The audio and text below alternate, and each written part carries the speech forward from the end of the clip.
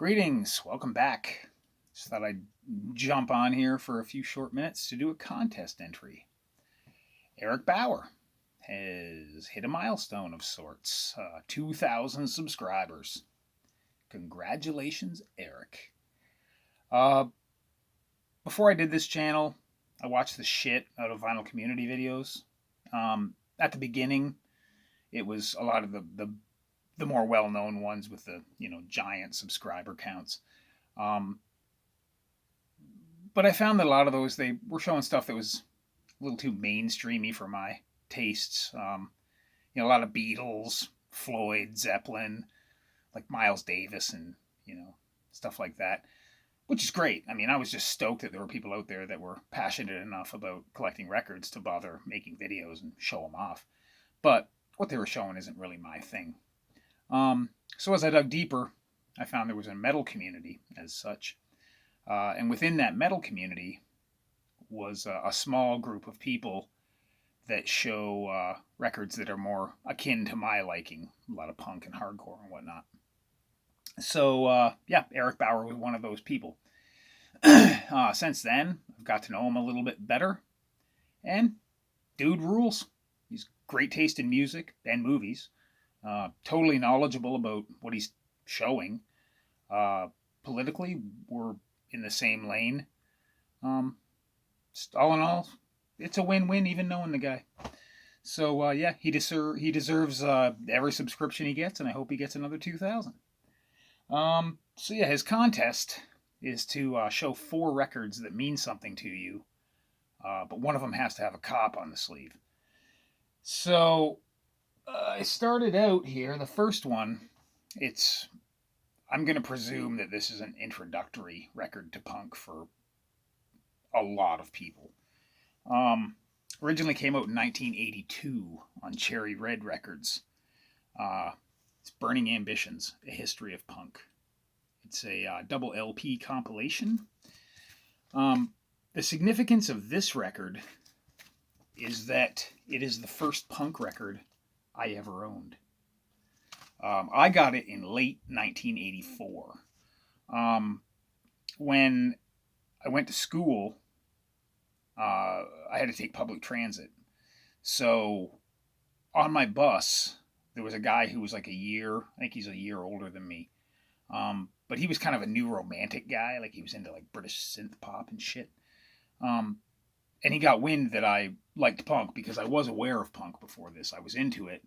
But we had a record store here, but they never ever got punk stuff. And I mean, even then I was a kid and I had no fucking money anyway. But, so what I would do is before I went to bed at night, I would put a tape in the stereo and I would record Brave New Waves, which was a radio show on CBC radio. And it would play all night, and it would play like punk stuff and weird goth stuff and industrial, that kind of shit. So the music that I had was all stuff that I just recorded off the radio. But he got wind that I liked punk and gave me this record. Almost exclusively UK bands, aside from the Saints from Australia and Dead Kennedys, obviously from America. And Boomtown Rats, because I guess Ireland's not part of the UK. But I mean, it's got like Exploited, The Business, Blitz, Killing Joke, Sham 69, Buzzcocks, The Damned, X-Ray Specs, Eater. It's basically a who's who of late 70s, early 80s British punk. If K-Tel did a kick-ass fucking early punk comp, it would be this, because every track on this is good, with the exception of the Attila the Stockbroker, Russians and the DHSS, because it's just a spoken word type thing that I could really do without after hearing it 7 billion times. But, first punk record I ever owned. Next up, another compilation, this one from 1984, released by Maximum Rock and Roll. It's Welcome to 1984. There's your cop with a shitty-ass Uzi. But the significance of this record is that it kind of opened the doors from a record collecting standpoint and even from a music enjoyment standpoint, because before this record, I didn't really realize that punk was like a global thing. Like the executes on here, I didn't know punk existed in Japan. Like I mean, I never really thought about it, I guess, but or like Turvik Cadet from Finland. It's got that super unhinged version of "Fuck Authority" by Raw Power from Italy. Um, and then there was some American bands like NOTA and shit that just are mind blowing, but I was unaware of them at the time. Um, so yeah, I wouldn't have half of my record collection if it wasn't for this record. Yeah. So next up, originally released in 1980 on Cherry Red Records, but this is a more recent pressing on Cleopatra and Manifesto. But it's Dead Kennedys, Fresh Fruit for Rotting Vegetables.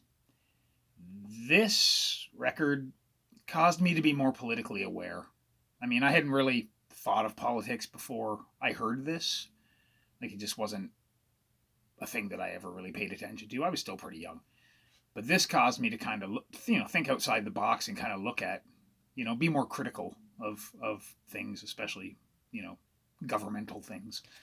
I don't really have to explain, the Dead Kennedys a whole lot. I'm sure everyone here has heard them. They're the band that, that hip adult when you were a kid was like, I was into punk. I like the Dead Kennedys, but didn't know any songs, But, yeah, this thing opened my mind, to a lot of things I hadn't even paid attention to before that time. And then lastly, going to downsize on the format. It's a record I've showed before. Nunfuckers, Dead and on the Floor.